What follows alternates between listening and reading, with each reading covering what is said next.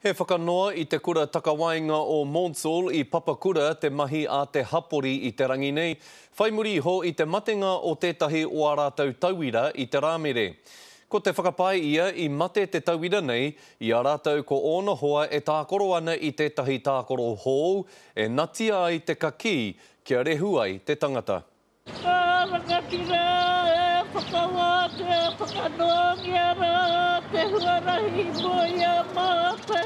He para i te huarahi e tāia ai te whakanoa haere i te kura takawaina o Montsul i te matenga o tētahi o nā tauira.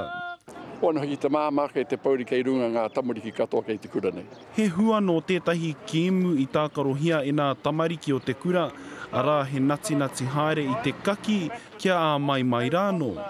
Tokorua nā kōtiro kua mate, he te kaumārua tau te pakeke o te kōtiro no tēnei kura. No tērā wiki tonu koinea no tētahi tauira no tēnei kura i tata mate i te hua o tēnei kēmu. Ina nahi i haere nei mātou ki te hui ki ngā whānau e tonu. Nā i roto i tēnei huinga, kei te mohi nei tātou, kei te pauri tonu, kei te tangi tonu ngā mātou mō rātou koti, kei te mamai tonu. He mea tuku tuhituhi a waia nā tamariki tēnei kēmu ki a rātou anō, arā he whakamārama me pēhea te tākaro.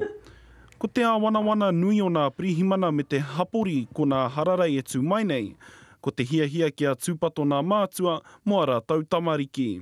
E te hanga āwanga tonu te hapori, engari ko te hiahia rātou, kia hui tonu nei tātou katoa ki te rapu tonu ngā huarahi, hei whai tonu ngā huarahi, hei whakamāmaka tēnei kaupai broani a tātou katoa.